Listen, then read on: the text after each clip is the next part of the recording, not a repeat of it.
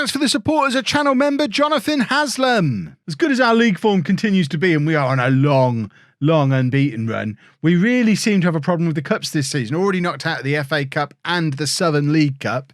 Today, we're in the FA Trophy first round as we try and get some kind of cup run going for this year. We need it. We need the money.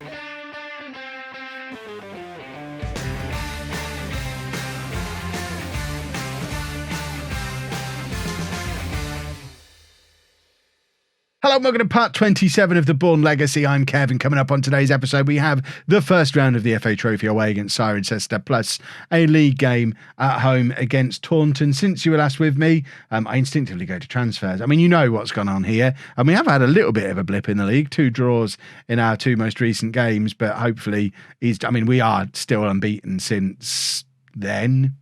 So we're still doing all right. We're still well clear at the top. I don't think we're in any danger of not getting promoted. Transfer-wise, we haven't lost any more players, which is good. We haven't brought in any more players. Goodness me. This is an unheard of period of stability at Bourne. Let's try and take that stability into a cup run. We're going with Roberts in goal, a back four of Kiezu, McClelland, Wiggett and Logan, Cundle and Wright in midfield, Longalo and Morton behind McGuinness and Dodds up front. We actually got a media report through a couple of matches ago that Josh McGuinness should get a recall to the Northern Ireland squad because of his form for Bourne in Tier 7. I mean, he has scored more goals for us this season than he's ever scored for anyone in a season before. But I think it would be a sign of desperation from Northern Ireland if they recalled a 32-year-old playing deep in non-league. If he's the answer to any of their problems, they have some serious problems. Right, I do fully expect you to keep the run of form going with this match. If we lose this today, we'll have been knocked out in the early rounds of all 3 cup competitions available to us, and it will literally just be the league left for the rest of the season. That'll be that. And because of how ridiculously early the leagues tend to finish in these non-league levels, I think we pretty much get to the end of March and that's the end of the league season. We'd potentially just have one more episode this season, and then we'll finally be in the promised land of the Conference North/South. Still don't know which one we're going to end up in because of how regularly we've swapped around leagues on the way up here. It could conceivably be either. We're somewhere in the middle. And of course, we're 1-0 down because cups are cursed for us this year. This is going to be a problem going forward. If we can, we've had some lovely cup runs over the first few years of this save, but if we are now losing the ability to do well in the cups, the fact that we're such a small club who get such small attendances, don't have any money, we don't have a gazillionaire tycoon bankrolling us, without cup runs, as soon as things start to get a little bit difficult, they'll start to get really hard, really quickly. And that is a little bit of a worry. There's been some speculation down in the comments section, which I'm still not reading because it's still January. I'm still on the social media ban, but I do get little updates from a few different people to let me know what the general topics of discussion are.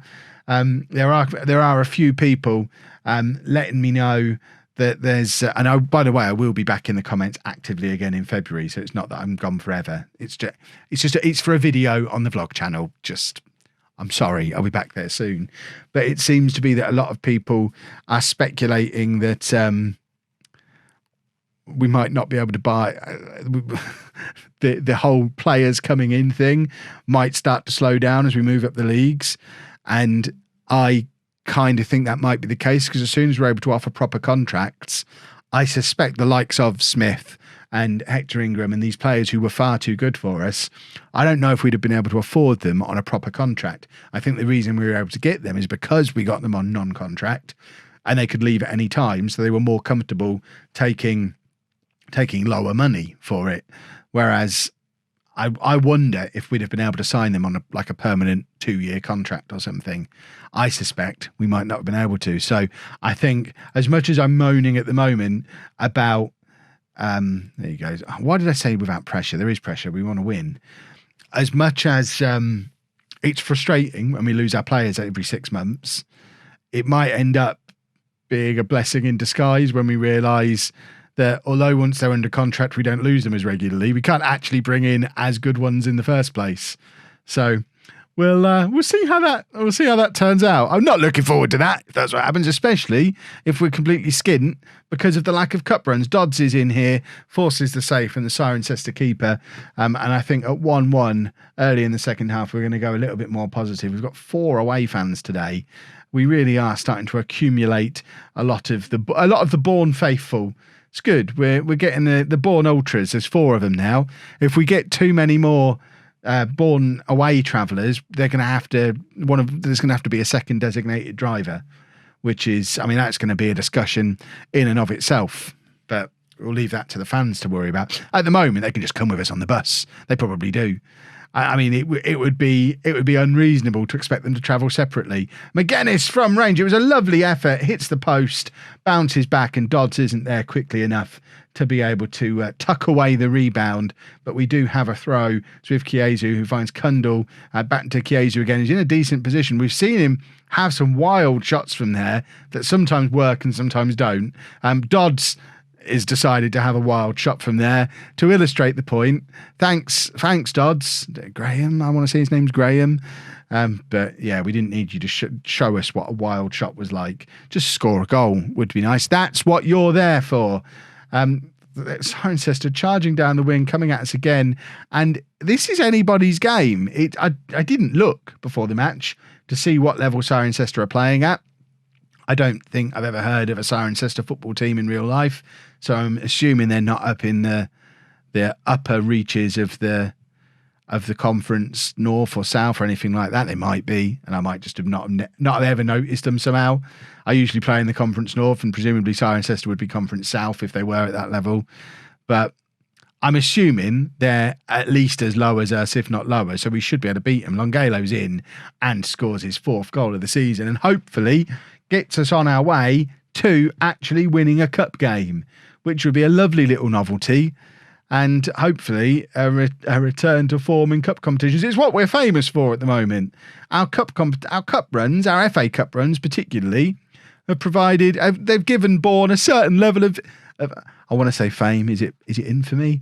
A certain level of name recognition in the footballing world. Right, neither of the strikers are playing very well. We have 2 strikers on the bench, so the obvious thing to do is to get them both on. Moore, I think, is making his debut here. He can come on as a poacher. Jarvis can be an advanced forward. It's not a perfect combination, but we are struggling to get a strike partnership going this year, and we've conceded again. When was the last time we conceded 2 goals in a game? What is it about us and cup competitions this year? It's poor as well. Roberts has got to do better than that. You can't just... it was a fairly straightforward shot to save. He could have caught it or at least pushed it round the post. You shouldn't just be pushing it back into the path of whoever's chasing it down, because it's obviously going to be a striker getting there before a defender. In his defence, he's done very well there. That was a good save. But it shouldn't be 2-2. With 15 minutes to go. Do we go attacking? We've got to do something. I might actually have to start thinking about tactics here at Bourne, that would be a novelty. Moore, score. He scored there. We all saw him score there, didn't we? Do we not get VAR? That was absolutely a goal. I'm flabbergasted there. Well, we are going to go attacking. I should probably give him a little shout as well. Let's get creative. We've conceded again. How is this happening? What is it? What is happening? I don't understand. I don't want to see it. It was awful. We score at the other end and it doesn't count. And then we concede a stupid goal like that at our end. And now we can't get an attack going despite going attacking and asking them to get creative. Somebody do something. I'm banging my mouse so hard. I'm frustrated. Because I am absolutely not happy with that result. Let's have a look now to see what level Cirencester are at. Ridiculous result. Cirencester, where are you? Where are you? There you are. Cirencester, first in the division. So they're actually below us. I think. They're from the league below us, aren't they? Yeah, if they'd have been in our actual division, we'd have thumped them because we thump every... We are in the worst run of form in the history of this football club.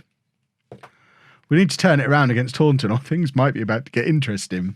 So one change for the Taunton game back into league. Then Lee comes back in at the expense of Morton, who drops down to the bench.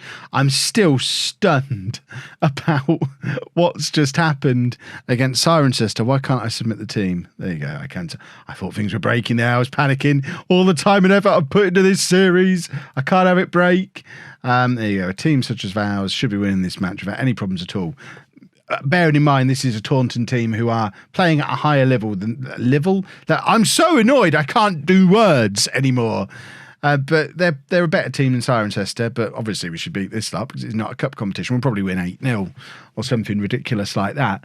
I am pondering what to do with the rest of the season now, because I fully acknowledge watching us win 4-5-0 every week and run away with the league isn't that interesting.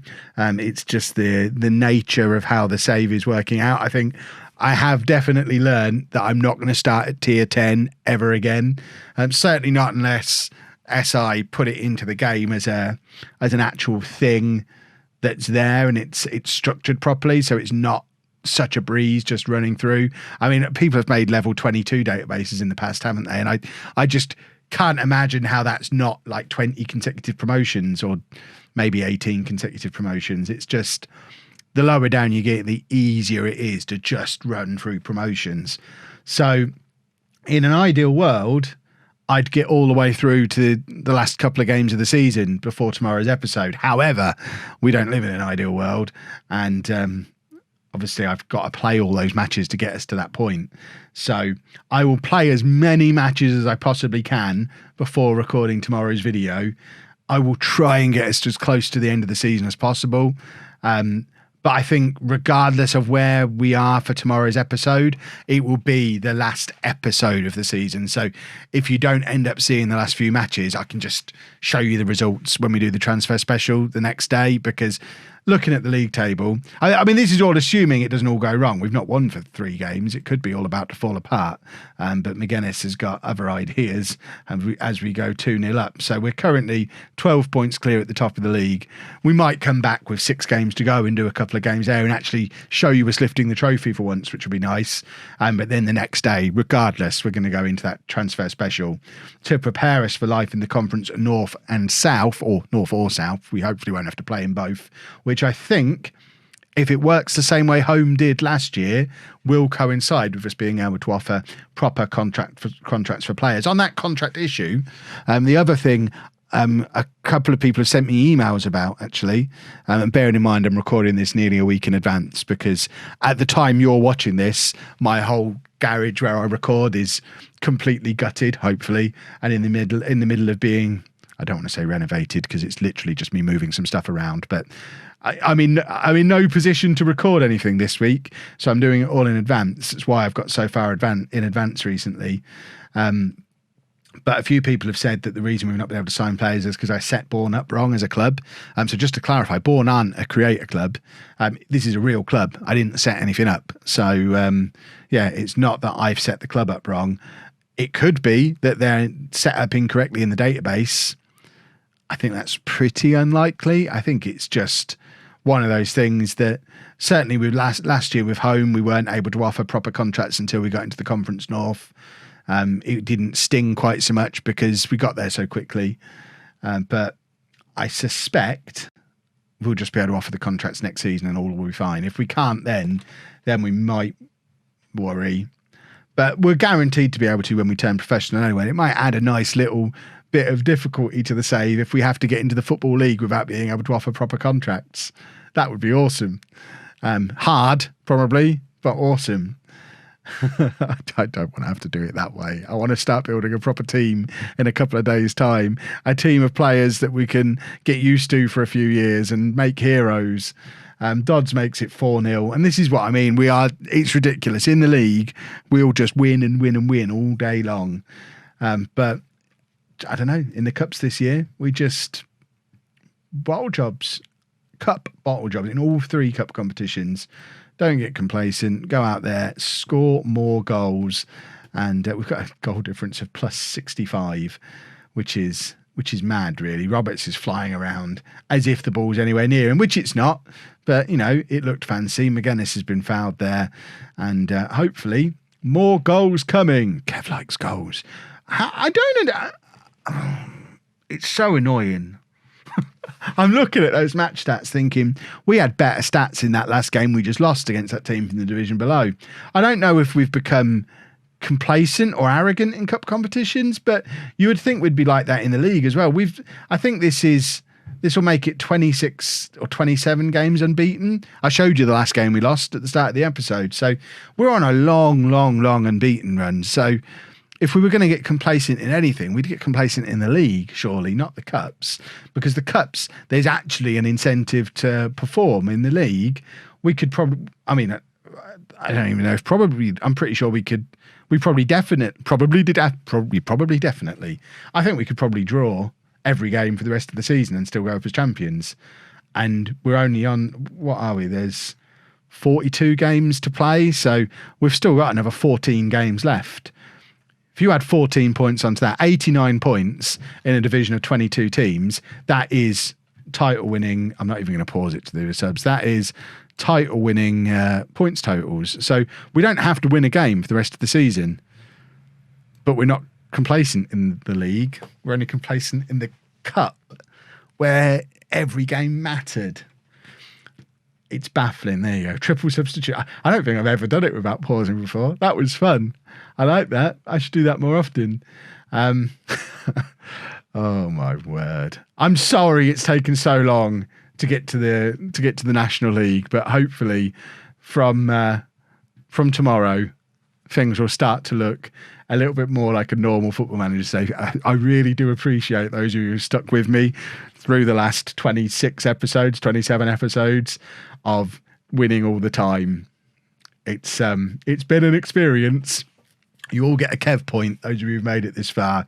And hopefully those who did drift off the series because it got a bit samey will be back tomorrow or the next day. Certainly for the transfer window. Tell all your friends, get them to come back for the transfer window, because it's all going to start getting interesting from there. Might relabel it as a new episode 1. Probably shouldn't relabel it as a new episode 1. That's just asking for confusion. But there you go. We have picked up another win in the league as we march towards, what is this, our 4th consecutive promotion, which we will wrap up in tomorrow's episode. If you've enjoyed that, please make sure you leave a nice big thumbs up on there for me. Subscribe to the channel for daily Football Manager videos, and thank you very much for watching.